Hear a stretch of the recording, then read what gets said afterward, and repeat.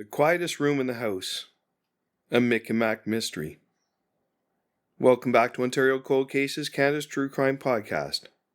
I'm Jay Nickel of Nickel Investigations, and you're listening to another Whodunit Wednesday, where we step into the world of classic detective fiction. Go back to the golden era of detective fiction and enjoy stories in the tradition of the greats of writing, from Agatha Christie to Raymond Chandler to John Creasy. These are short stories I hope you enjoy. Tonight we have a locked door, a cryptic note, a man everyone hated, until Mick and Mack uncover the truth he died to hide. The Quietest Room in the House, a haunting Mick and Mack mystery.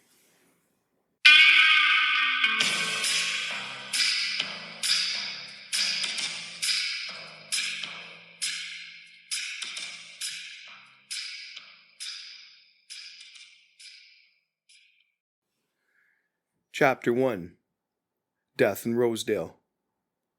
The first thing Mick noticed was the silence. Not the usual hush of a well-mannered neighborhood, but a thick, unnatural stillness. The kind that clings to your coat and settles on your shoulders like invisible dust.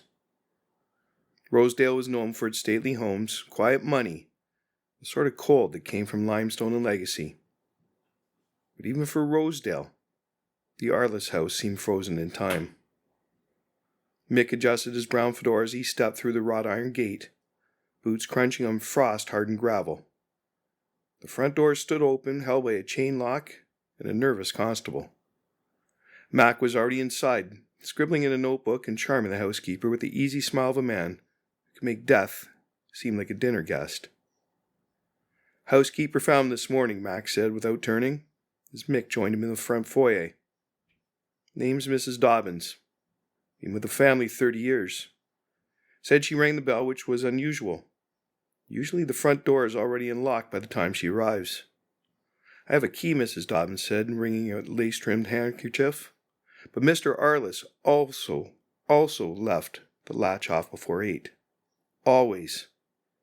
It was strange enough I had to use my key today. When I came in, he didn't answer my calls. I knocked on the study door, and that's when I knew something was wrong. It was locked. I don't have a key to that one. Never did." Mick nodded. "So what did you do?" "Fetch Mr. Elkins, the gardener. He forced it open with a coal shovel." Mick stepped into the study and eyed the warped edge of the doorframe. "That would explain this," he murmured, running a gloved hand over the split wood where the latch had buckled, subtle as a sledgehammer. "Door was locked from the inside," Mack added. "Bolt, too. Elkins said he had to kick it once, just to loosen enough to pry. Might have held better if the frame wasn't so old." The room inside was heavy with the scent of old books, burnt ash, something metallic beneath it all. A fire had gone out mid-burn, leaving behind a crooked pyramid of half-charred logs. Benedict Arliss sat slumped in a high-backed leather chair behind an oak desk the size of a small piano. One hand hung limply at his side. The other rested on the blotter beside a cut-glass tumbler of brandy, untouched. On the blotter, a piece of stationery, thick as cardstock, bore a single line of handwritten text. Mick read it aloud. "In the quietest room, where echoes live, the truth hides with no need to forgive." Mack raised an eyebrow. "That's not your usual suicide note." "Unless a guy fancied himself Edgar Allan Poe," Mick murmured. He leaned in and examined the glass. Untouched. "There's a bottle here." He lifted the small vial from the desk with a gloved hand. It was glass, stoppered, and labeled in faded ink. "Tartarum amacetum." "Kendall will love this one," Mack said, pulling a cigarette from his coat pocket.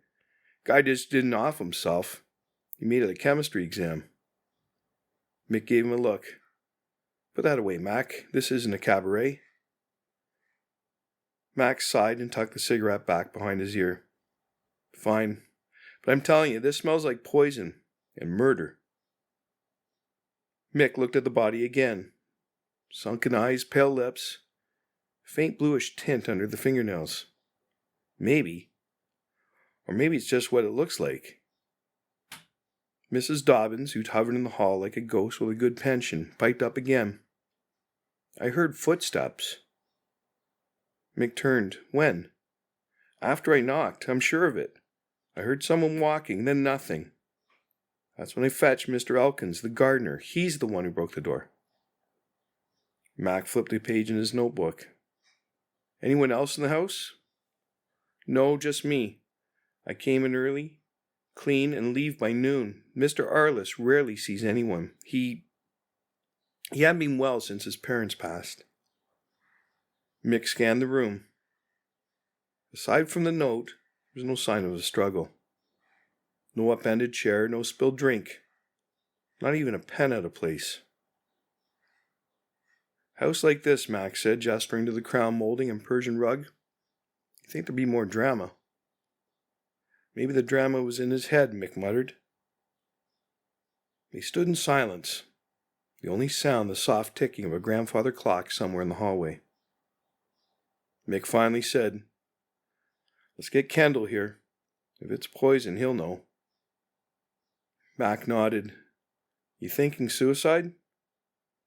Thinking this man had no reason to live. No family left, no friends. A note like that doesn't read like a threat. It reads like surrender. Mack's eyes flicked to the body. Or maybe it's misdirection. Mick looked back at the note, then the elegant rune around them.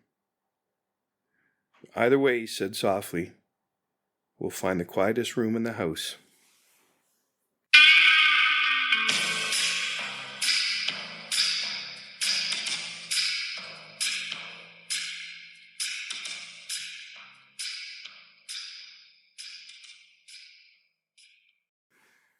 Chapter 2. The Man They Love to Hate. It was just past noon when Mick and Mack stepped out of the Arliss house into a neighborhood that smelled faintly of chimney smoke and rose fertilizer.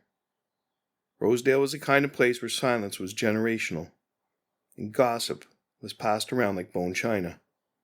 Quietly, carefully, and always with a touch of disdain. They didn't even make it halfway down the front walk before the whispers started. She found him, you know. Locked door, they said. I heard he drank himself to death. Fitting, really. Mick didn't slow down, but he turned his head just enough to catch the tight-lipped stares from behind lace curtains and frosted window panes. You'd think the man died with a winning Queen's Plate ticket in each hand, he muttered. Mack snorted.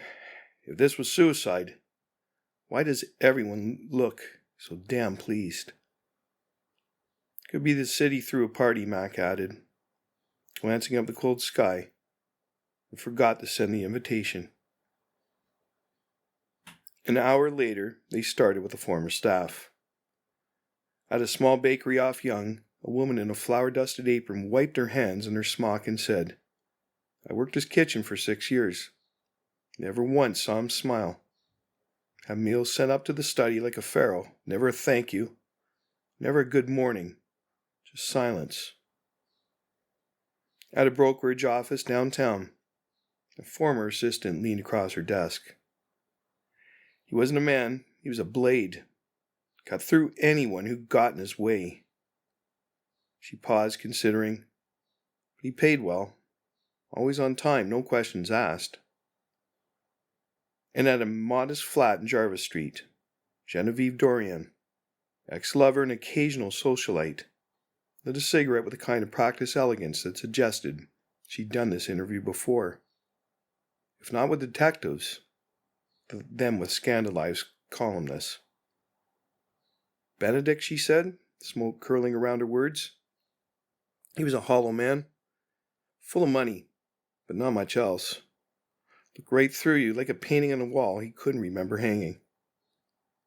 Mick asked, Did he ever threaten you? Genevieve laughed, a brittle sound.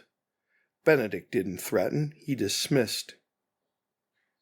And when did he dismiss you, Mack added, flipping a page in his notebook. 2 months ago, said he was stepping away from all personal entanglements. His idea of poetry. She took another drag. But I'll say this, he seemed tired, sad even. Kind of tired that doesn't sleep off. Their last stop that day before heading back to meet the coroner, Dr. Kendall, was Harlan Rusk, former business partner turned sour footnote. He'd run a textile firm that Arliss had allegedly folded like a cheap umbrella, as one report put it. Russ met them at his gentleman's club on Bloor, eyes bloodshot, suit pristine. You want a motive, Russ said, swirling ice in a tumbler of bourbon? Benedict Arliss was the motive. Man was poison in a velvet box. You open it thinking you'll find something beautiful, and it eats you alive instead. Mick remained silent, letting the words hang in the cigar smoke haze. Russ leaned in. He didn't just outbid us. He ruined reputations, bought debts from banks, and used them to destroy competitors. He called it elegant leverage. I call it cowardice with an abacus. Did you ever confront him? Mack asked. Once, Russ' jaw tightened. I told him he was a parasite. He smiled and said parasites only exist because the host allows it. Back in the car, Mick stared out the windshield as downtown Toronto blurred past, half frozen in late winter slush. Well, Mack said, pulling into traffic. Ruthless staff, cutthroat in business, and dumped his girlfriend with the emotional range of a telegram. Mick didn't answer right away. He flipped through his notebook, eyes narrowing at a line beneath Arliss's name. No known friends, no surviving family. He built walls, Mick said finally. Made sure no one could get in. No one could hurt him. And no one would miss him, Mack added. Hell of a way to go. Mick nodded slowly. Unless he didn't choose it.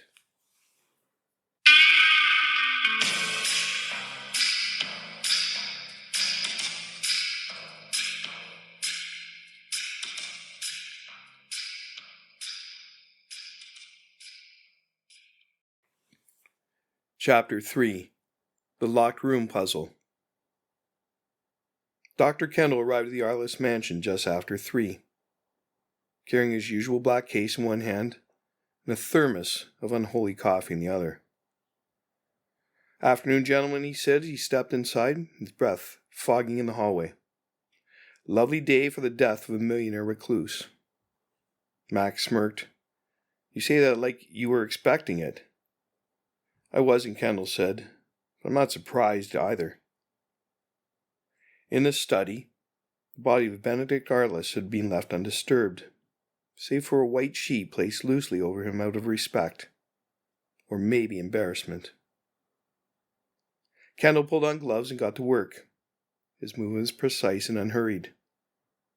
He examined the pale bluish lips, the discolored nails, the taut expression on Arliss's face that spoke of something less than peace.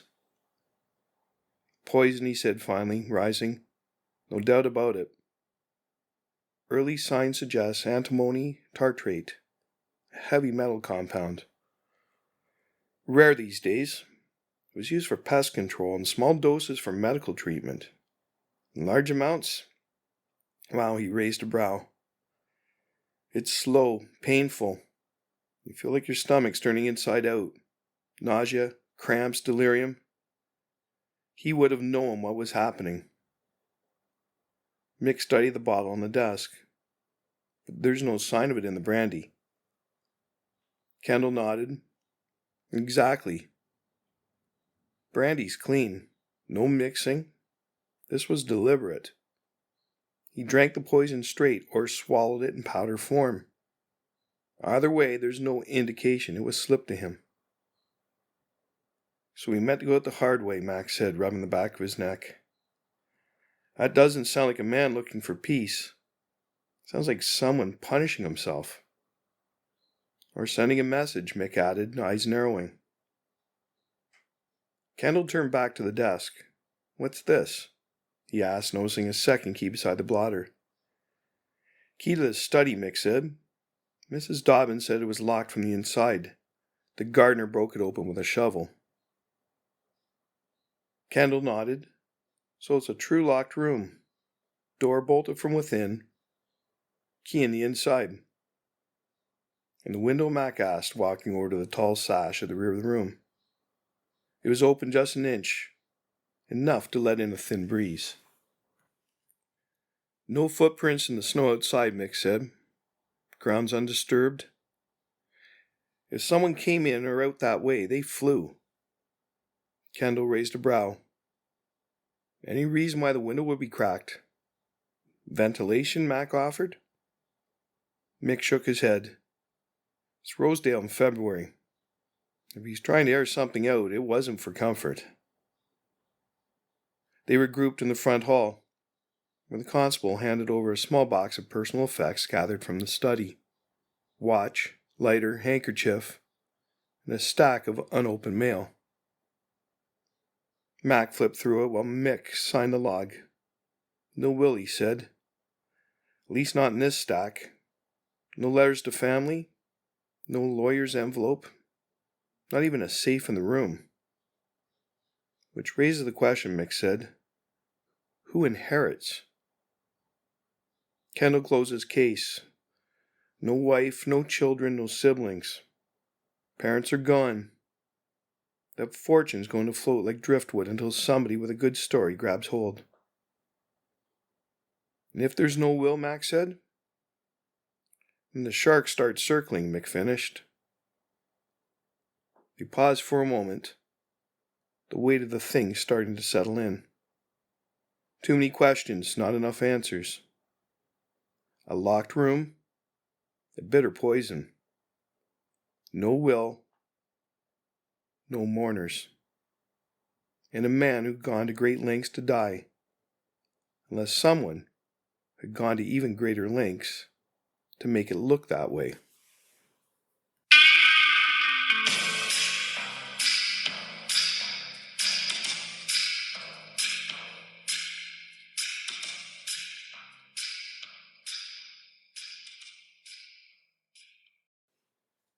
Chapter 4. The Ghosts of the Arliss Family. The next morning brought grey skies and a mood to match. Mick stood at the far end of the Arliss study, gloved hands in his coat pockets, eyes scanned the fireplace mantel. The portraits were there, dozens of them. Gilded frames, formal sittings, old black and whites with that silver photographic shimmer. But every single one had been turned face down. Mack came in from the hall carrying 2 coffees. Brought the good stuff, he said, or at least the stuff that won't strip varnish like Kendall's. Mick didn't answer right away. He picked up one of the frames and gently turned it over. A boy in a flight cap grinned at the camera. Youthful, confident, the glint of war in his eyes and victory in his smile. Thomas Arliss, Mick said quietly. RAF. Shot down over the channel in 43. Mack handed him a coffee. You recognize him? Yeah, he was in the papers. Decorated twice. Had a knack for getting out of trouble. Didn't get out of the last one. Mick moved along the shelf, writing one photo after another. Mother in pearls, father in tails. Family posed in front of the same limestone mansion they were now investigating. He paused at the last one. The whole Arliss clan in a Christmas portrait. Benedict stood to the side, hands clasped, posture stiff. He turned them all down, Mick murmured.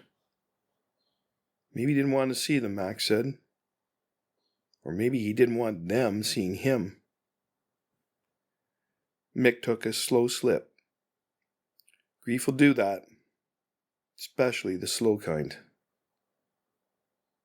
They spent the next hour going room to room. The house was grand but quiet. No ticking clocks here, no radios, no music. Just heavy curtains and heavier silence. At the far end of the second floor, they found a narrow door hidden behind a velvet curtain.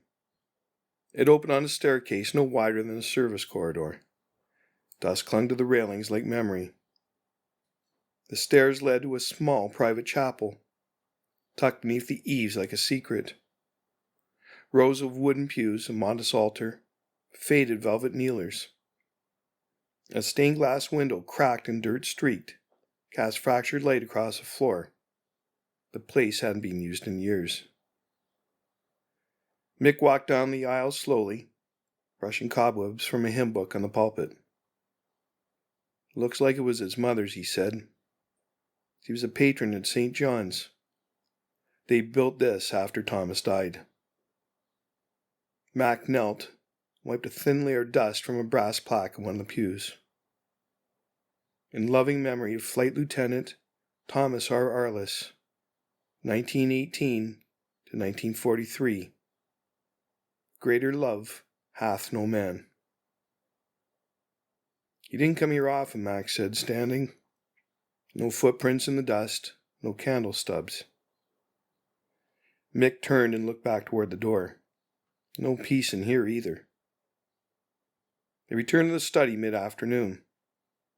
Kendall left them a short report and an uncharacteristically sympathetic note. "The poison confirms deliberate ingestion. I'll have full tox results in 48 hours, but from what I see, it wasn't quick. This was either penance or a message." Mick nodded to himself and pulled a thick volume from one of the shelves. "Poisoners of the Past." "Light reading?" Mack asked. "Maybe not." Mick opened it and flipped through slowly. Chapters on Socrates, Lucretia Borgia, Rasputin. Near the middle, something caught his eye. Tucked beneath the pages was a yellowed newspaper clipping. "Hero pilot lost at sea. Flight Lieutenant Arliss down during mission over English Channel." Mick scanned the faded print, then turned to the next clipping, a smaller one, barely legible. "Body never recovered. Official presumed dead." Mack leaned over. He kept these, right next to a book about poisons. Couldn't bury his brother, couldn't let him go either. Mick slid the clippings back where he found them and placed the book gently on the desk. He glanced once more at the photo of Thomas, now upright and staring out across the room. "Everyone said Benedict Arliss was a cold bastard," Mick said. "Yeah," Mack replied. "Sometimes cold is just what's left when the fire burns out."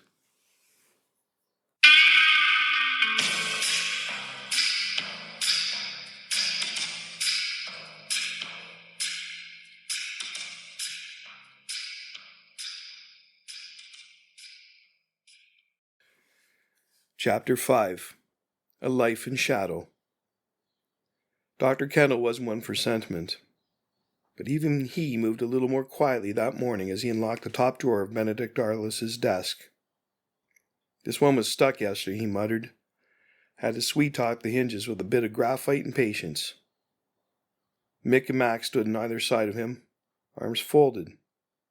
The late winter light from the study window casting long shadows across the room. The drawer creaked open.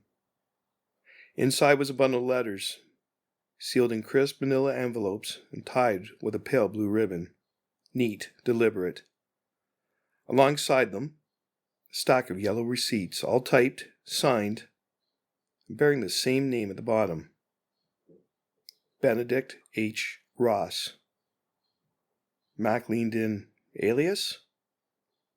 Kendall nodded. Ross was his mother's maiden name. Helen Ross Arliss. He passed a receipt to Mick. "Donation to the Queen's Fund for War Widows.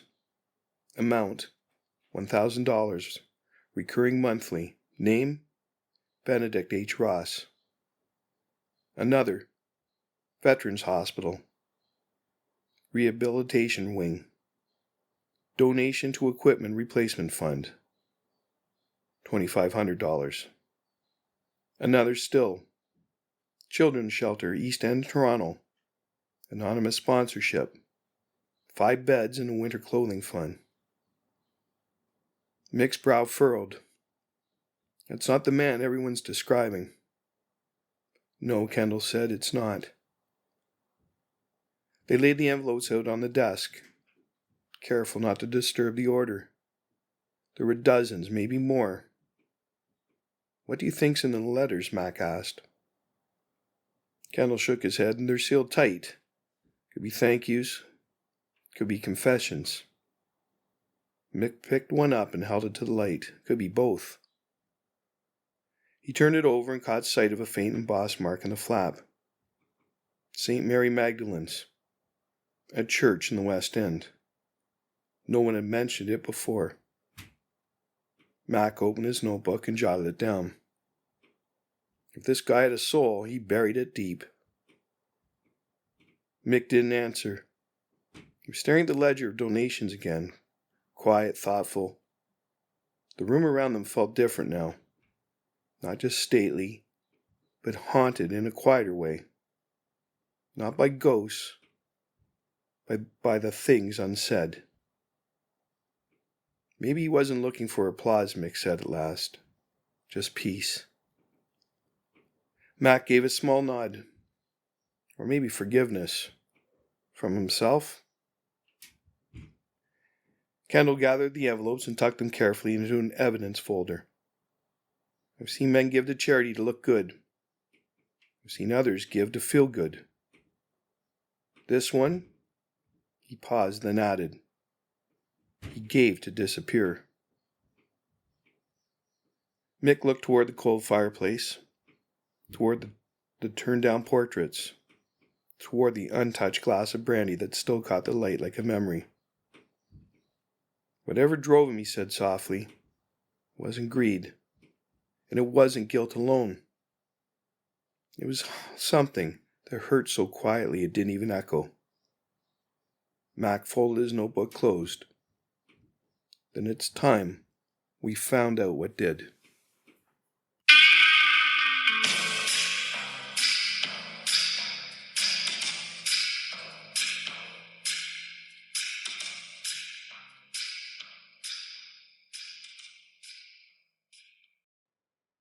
Chapter 6. The Woman with a Key. Genevieve Dorian lived in a sunlit apartment near Avenue Road, the kind of place where ashtrays were decorative and drama came with the drapes. The parlor smelled of expensive perfume and freshly struck matches. A jazz record played faintly in the next room. Ella Fitzgerald, smooth and detached. She opened the door in a silk robe and an expression carefully curated between grief and irritation. Detective, she said, her voice dipped in honey and something sharper. To what do owe the pleasure, or shall I guess? Mack offered a smile. You can guess, but we'll tell you anyway. They sat in tufted armchairs across from her as she lit a cigarette with the practiced grace of a stage actress in the final act. I already told you everything, she said. We dated, he ended it, I moved on. And yet, Mick said, you mentioned the last time we spoke that Benedict had promised to update his will. Name you as a beneficiary. Genevieve took a slow drag. We talked about it, over drinks, in theory. Any reason he might have changed his mind, Mack asked. She exhaled toward the ceiling. Changed his mind about a lot of things. Said he was simplifying. No entanglements, he called it. Cold as the marble in that mausoleum of his. Did you have a key to the house? Mick asked. Genevieve hesitated just a second too long. Yes, she said, flicking ash into the tray. To the back garden door. For when we were involved. Mick's brows lifted. Still have it? Another pause, then, no, I gave it back. Mick opened his notebook and jotted that down. You gave it back? When? She looked at her cigarette like it might have had the answer.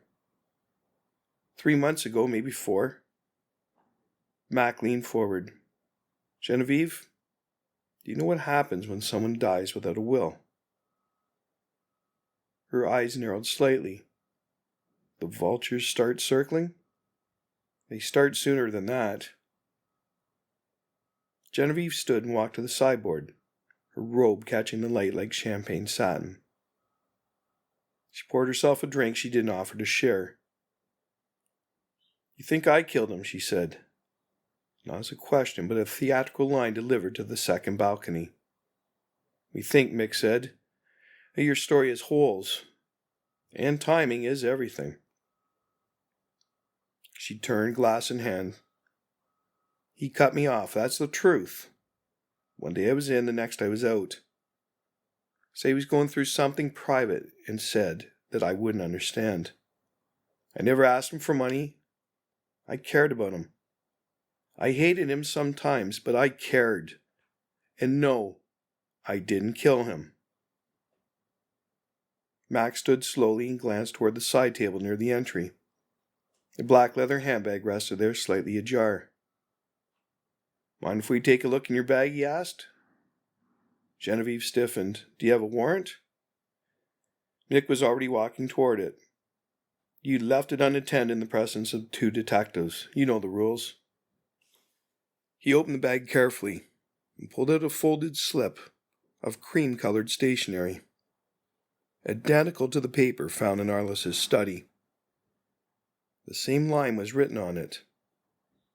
In the quietest room, where echoes live, the truth hides with no need to forgive. Mick and Mack exchanged a look. Genevieve froze. That's not mine. You're sure? Mack asked, holding it up. It must have been in a book, one of his. I borrowed a novel last week. I hadn't even opened it. Do you remember the title? Mick asked. She paused. The End of the Affair.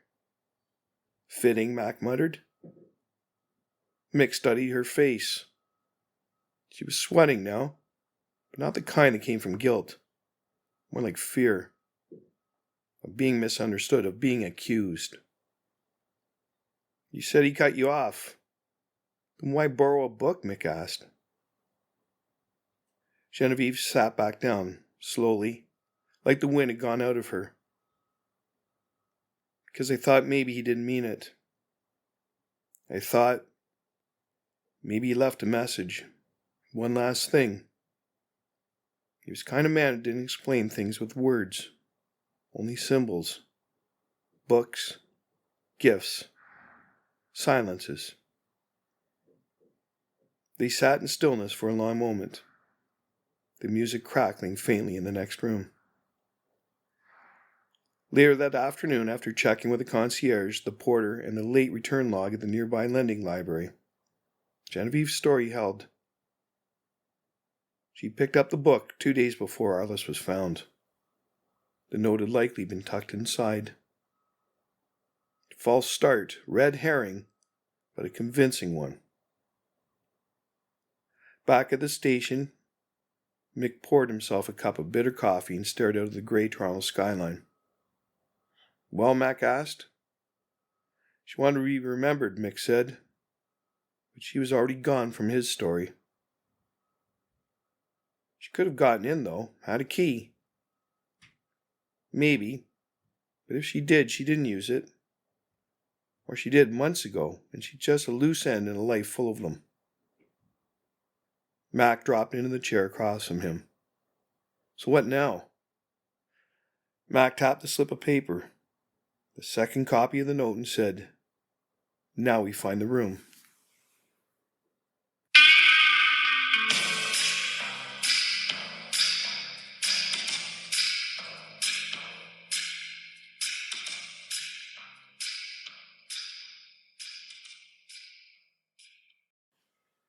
Chapter 7. The Soundproof Room. They found it by accident. It was late afternoon. The sun was bleeding gold across the west-facing windows of the Arliss house. Mick was retracing floor plans from an old deed they borrowed from the land registry office, while Mack wandered the halls with a penlight, the idle instincts of a man who trusted hunches more than blueprints. "I swear," Mack said, tapping on a walnut-paneled wall just past the library, "this should open into something." "It doesn't," Mick replied without looking up. "Then why there's a half a foot of dead space behind it?" Mick set the plans aside. Mack found the catch, not a switch, but a pressure point. A panel clicked open with a sigh of old hinges and memory. Behind it, a narrow staircase straight down. No dust, no cobwebs, just silence. They descended slowly. The door at the bottom was heavy and thick. When Mick opened it, he stepped into stillness so complete it felt like being sealed in velvet. The room was small, square, walls padded with faded acoustic paneling, shelves lined with sheet music. A grand piano sat under a moth-eaten dust cover like a sleeping beast. One chair, one lamp, one small crucifix on the wall. "What is this place?" Mack whispered, his voice sounding strange and swallowed. Mick ran a hand across the smooth fabric on the wall. "A soundproof room. Looks like it was built for music, practice space. Or confession?" They searched in silence. The drawers were empty, the shelves meticulously arranged. But beneath the piano bench, Mick's boot caught something. Warped wood. He knelt and pried at a floorboard near the baseboard. Came up with a dry groan. Inside was a weathered envelope. The name on the front in precise handwriting. Thomas. Mick opened it carefully. The letter inside was handwritten in fountain pen, ink faded but legible. The strokes full of restraint and sorrow. He read it aloud. "Thomas, you died a hero, and I lived as a shadow. I was never the brave one, the clever one, the good one. That was always you. I stayed behind. I took the money, I ran the empire, and I did it without ever once earning it. Mother wept for you until she forgot how to speak. Father drank himself dry. And I watched the family fall apart and said nothing. Did nothing. Not because I didn't care, but because I didn't know how to stop it. I tried to be what they needed, what you would have been. But I was never enough. Not for them. Not for anyone. Not even myself. This is the quietest room in the house. It was hers once, and now it's mine. I hope you understand. I hope you forgive me. I'm sorry, Tom. I tried. I swear I tried. Benedict." The letter crackled as Mick folded it shut. Neither man spoke for a long time. Eventually, Mack sat down on the edge of the piano bench, elbows on knees. "You ever see a man write his own eulogy?" Mick placed the letter back in the envelope. "I've seen a lot of people die. Some hard, some quiet. But this?" He looked around the room again. "This is where he went to be no one. Just a brother, a son, a man." Mack nodded.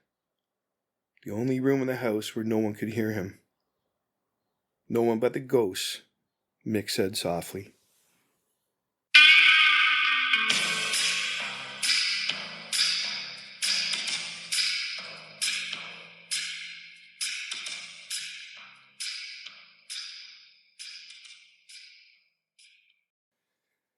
Chapter 8.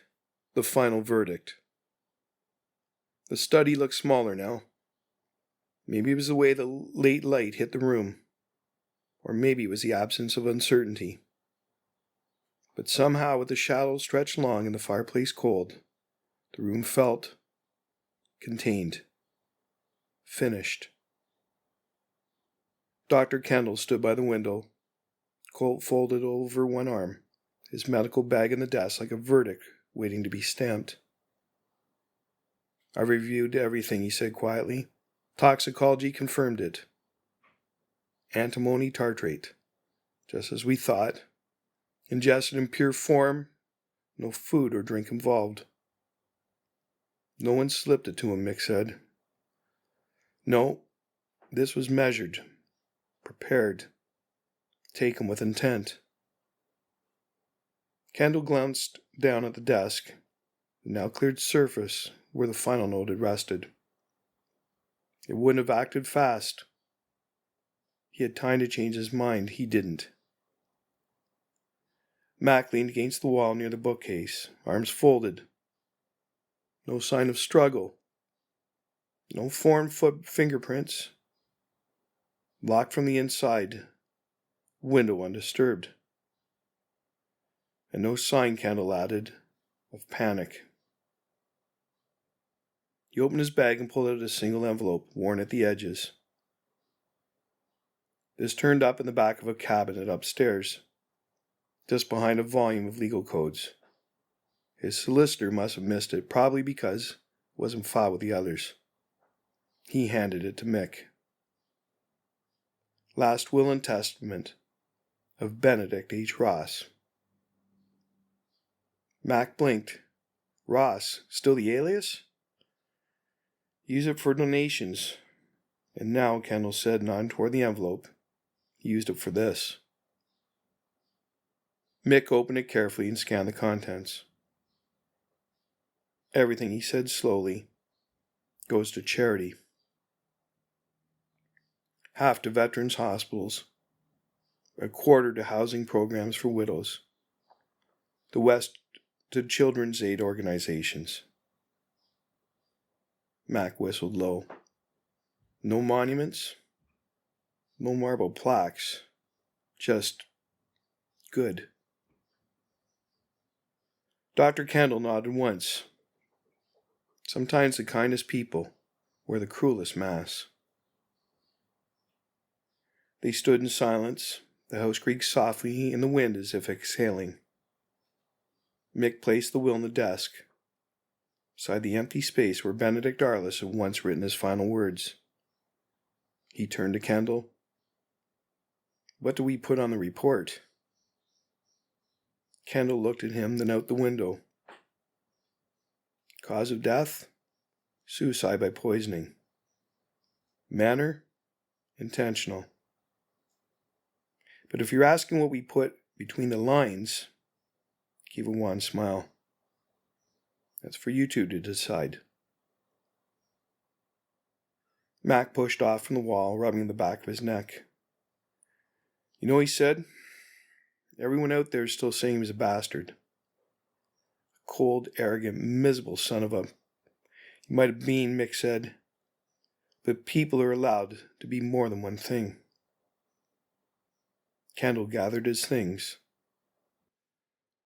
"We all live in more than one room."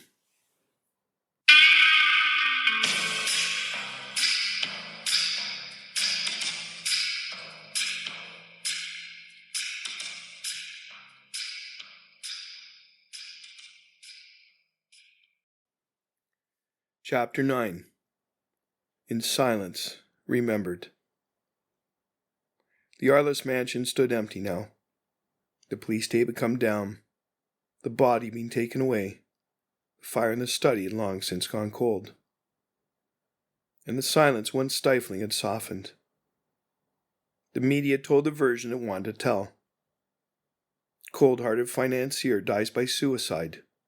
No heirs, no mourners, no loss.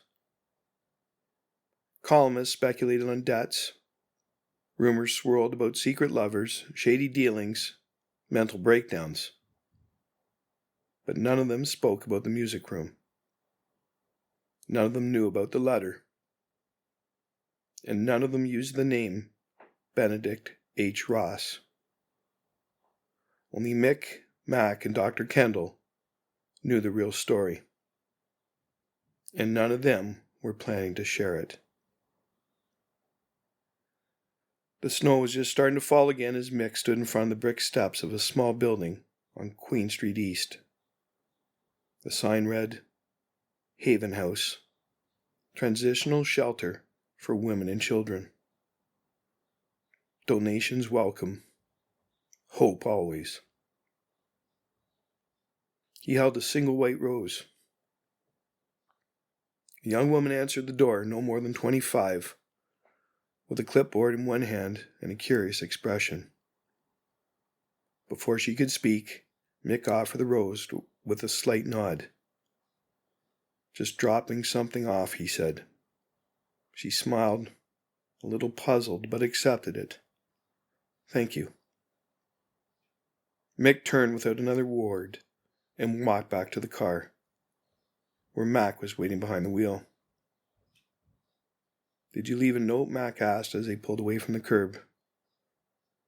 No, that one was from him.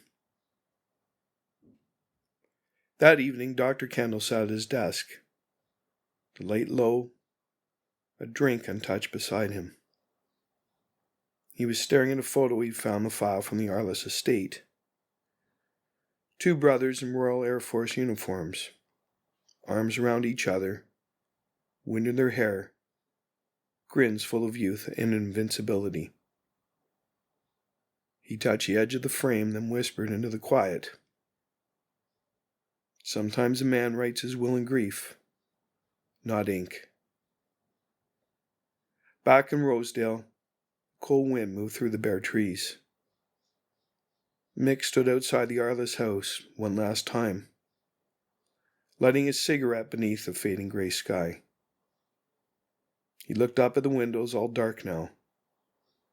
The kind of darkness that didn't just signal emptiness, but absence. Maybe the world lost a good man, he said, before it even knew he was one. Mack stood beside him, hands in his coat pockets. Yeah, he said quietly. And maybe we all ought to check in on each other a little more. They stood there for a long moment, smoke curling into the cold.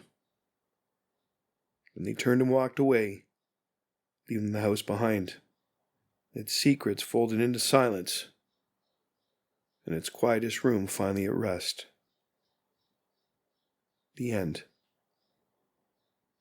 Thank you for listening. This has been J. Nickel of Ontario Cold Cases. You've been listening to a Mick and Mack mystery, The Quietest Room in the House.